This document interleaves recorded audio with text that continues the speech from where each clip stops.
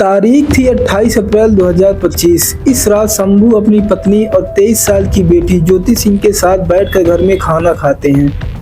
खाना खाने के बाद शंभू सिंह अपनी पत्नी को लेकर बन रहे अपने दूसरे नए वाले घर में सोने चले जाते हैं। सुबह जब शंभू सिंह अपनी पत्नी को लेकर पुराने वाले घर जाते हैं तो देखते हैं कमरे में ज्योति की लाश पड़ी थी।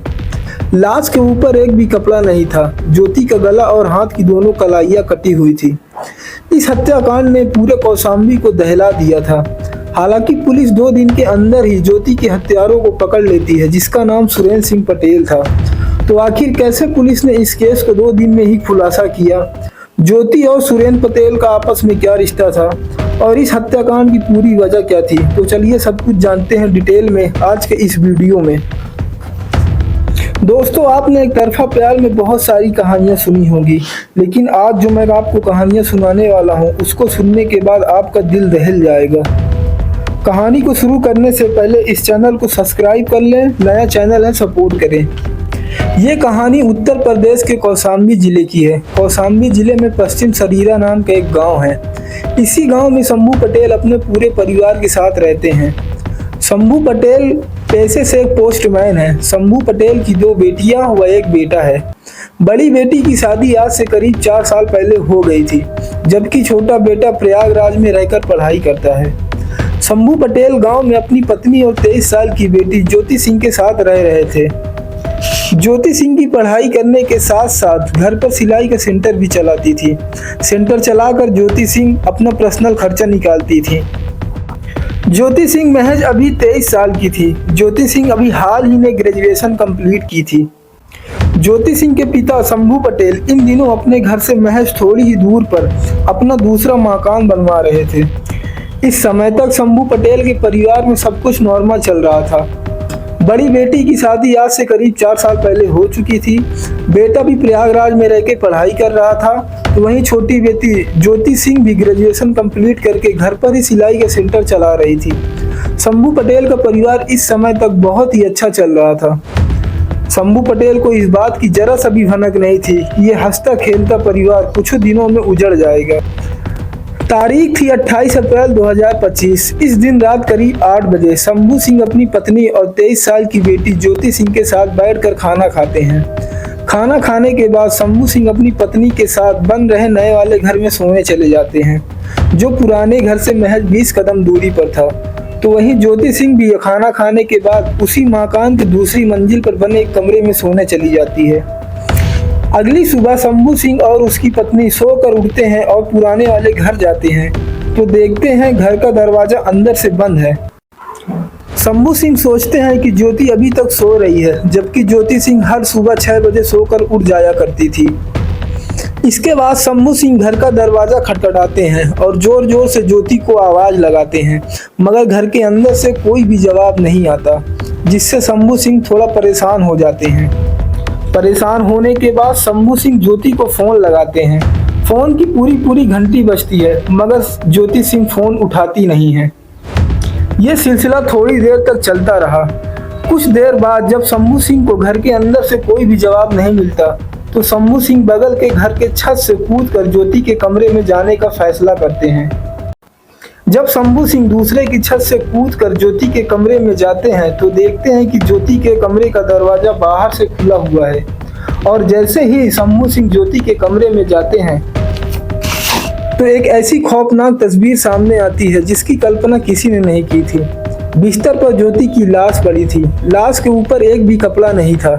ज्योति का गला और हाथ की दोनों कलाइयां कटी हुई थी।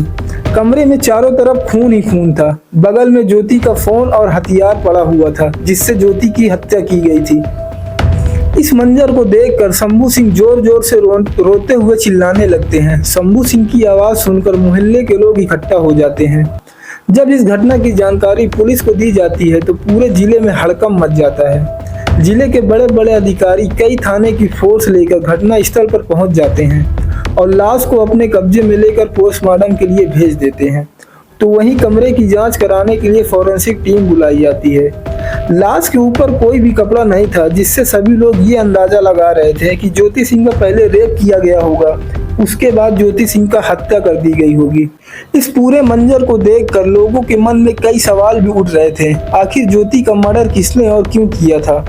ज्योति के घर का मेन दरवाजा नीचे से तो बंद था, मगर ऊपर से ज्योति के कमरे का दरवाजा खुला था। इन सभी जवाबों को जानने के लिए वीडियो के अंत तक बने रहें। जैसे ही इस हत्याकांड का खुलासा होता है, पूरा कौशाम्बी शहर सहम जाता है।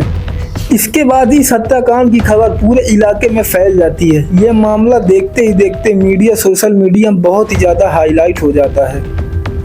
मामले की गंभीरता को देखते हुए कौशाम्बी के एसपी इस हत्याकांड की जांच कराने के लिए कई टीमों का गठन कर देते हैं। टीमों का गठन करने के बाद कौशाम्बी के एसपी मीडिया के सामने आकर सभी लोगों को आश्वासन देते हैं कि इस हत्याकांड की जल्द से जल्द खुलासा कर दिया जाएगा और दोषियों को बख्शा नहीं जाएगा। इसके बाद इस हत्याकांड की जांच पुलिस की कई टीमें बहुत ही बारीकी से करने लगती हैं। जब पुलिस वाले ज्योति की कॉल डिटेल्स निकालते हैं तो मालूम चलता है कि हत्या वाली रात ज्योति दो लोगों से बात कर रही थी।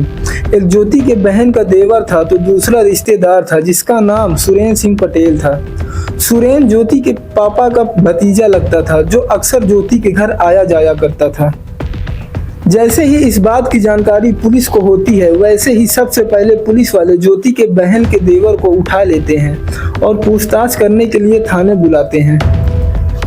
पुलिस की इस कार्रवाई का ज्योति के परिवार वाले विरोध करने लगते हैं और ज्योति की लाश को पुलिस थाने में रखकर पुलिस के खिलाफ नारेबाजी करने लगते हैं और ज्योति के बहन के देवर को छोड़ने की बात करते हैं और ऊपर से ये आरोप लगाते हैं पुलिस वालों के ऊपर कि पुलिस वाले निर्दोष लोगों को इस हत्याकांड में फंसा रहे हैं। जैसे ही इस धरना प्रदर्शन की जानकारी सीओ को होती है, वैसे ही सीओ मौके वारदात पर थाने पहुंच जाते हैं और ज्योति के परिवार वालों को समझाते हैं कि पुलिस की जांच में सहयोग करें और साथ ही साथ ये भी आश्वासन देते हैं कि किसी भी निर्दोष को सजा नहीं दी जाएगी। इसके बाद ज्योति का परिवार मान जाता है और ज्योति का अंतिम संस्कार कर दिया जाता है। एक तरफ ज्योति का परिवार ज्योति का अंतिम संस्कार कर देता है, मगर दूसरी तरफ पुलिस की अभी भी कई टीमें इस हत्याकांड की जांच में लगी हुई थी। पुलिस वाले इलाके के सभी सीसीटीवी कैमरों को खंगाल रहे थे। सीसीटीवी फुटेज और इलेक्ट्रॉनिक डिवाइस की जांच में फिर से एक बार सुरेंद्र सिंह पटेल का नाम सामने आता है। ये दूसरी बार था जब सुरेंद्र सिंह पटेल का नाम सामने आया था। सुरेंद्र सिंह पटेल का नाम सामने आते ही बिना किसी देरी के पुलिस वाले सुरेंद्र को उठा लेते हैं और थाने ले जाकर पूछताछ करते हैं। जब पुलिस वाले सुरेंद्र से पूछताछ करते हैं तो पहले सुरेंद्र झूठ बोलता है, मगर जब पुलिस वाले अपने तरीके से पूछते हैं तो सुरेंद्र अपना खौफनाक जुर्म कबूल कर लेता है और फिर एक ऐसे खौफनाक सच से पर्दा उठाता है जिसकी कल्पना किसी ने नहीं की थी। सुरेंद्र पुलिस से बताता है, रविवार 27 अप्रैल की शाम करीब 8 बजे ज्योति का फोन आया था। हम दोनों की बातचीत हुई थी। दिन में क्या क्या किया था एक दूसरे को बता रहे थे। सुरेंद्र आगे बताता है कि 14 अप्रैल को मेरी बहन की शादी थी। ज्योति मेरी बहन की शादी की बात कर रही थी। बात करते करते ज्योति मुझसे कहने लगी, अब मेरी भी शादी हो जाएगी। शादी की बात सुनकर सुरेंद्र को पहले मजाक लगता है और सुरेंद्र जोर जोर से हंसने लगता है। सुरेंद्र को हंसता देख ज्योति कहती है, ये कोई मजाक नहीं है। 15 मई को लड़के वाले मेरे घर मुझे देखने आ रहे हैं। अगर सब कुछ अच्छा रहा तो मेरे घर वाले मेरी सगाई कर देंगे। इस बात को सुनकर सुरेंद्र पहले कुछ देर तक शांत रहा, मगर थोड़ी देर बाद ज्योति से कहता है, ऐसे कैसे तुम किसी और से शादी कर लोगी? तुम्हारी शादी सिर्फ मुझसे होगी। सुरेंद्र की इस बात को ज्योति मना कर देती है और कहती है कि मैं तुमसे शादी नहीं कर सकती। ज्योति के मना करने के बाद सुरेंद्र काफी ज्यादा गुस्सा हो जाता है और इसी बीच ज्योति और सुरेंद्र की काफी ज्यादा फोन पर लड़ाई होने लगती है, जिससे तंग आकर ज्योति सुरेंद्र का नंबर ब्लॉक कर देती है। नंबर ब्लॉक हो जाने के बाद भी सुरेंद्र ज्योति को 30 बार कॉल करता है। इस समय तक सुरेंद्र बहुत ही ज्यादा गुस्सा हो जाता है और रात में ही सुरेंद्र ज्योति के घर पहुंच जाता है। सुरेंद्र और ज्योति के घर की दूरी 10 किलोमीटर थी। सुरेंद्र ज्योति का घर पैदल ही निकल जाता है। ज्योति के घर पहुंचकर सुरेंद्र जोर जोर से ज्योति ज्योति चिल्लाने लगता है। सुरेंद्र की आवाज को सुनकर ज्योति नीचे आकर दरवाजा खोलती है और दोनों कमरे में चले जाते हैं।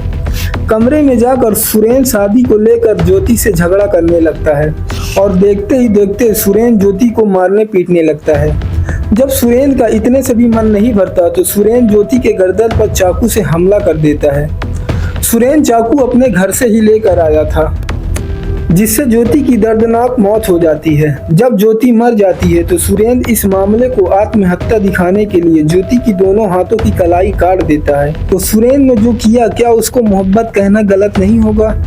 जहाँ तक हमने मोहब्बत को समझा, देखा, महसूस किया है, मुझे नहीं लगता कि ये मोहब्बत है। मोहब्बत एक बहुत ही खूबसूरत एहसास होता है जिसे महसूस करना पड़ता है, चाहे फिर मोहब्बत मुकम्मल हो या ना हो। मोहब्बत में एक दूसरे पर दबाव नहीं बनाना चाहिए। अगर आपका पार्टनर आपसे शादी करने से इनकार कर रहा है तो बेहतर यही है कि आप उससे दूर हो जाओ, ना कि उसका कत्ल करके उसकी भी ज़िंदगी नष्ट कर दो और अपनी भी ज़िंदगी बर्बाद कर लो। दोस्तों, इस कहानी को बताने का मकसद सिर्फ मनोरंजन का नहीं था, बल्कि आपको सतर्क करना था। मैं शहनवाज अहमद शाह, मुझे दीजिए इजाज़त। मिलते हैं अगले एपिसोड में। तब तक के लिए अपना और अपने परिवार का ख्याल रखें। जय हिंद।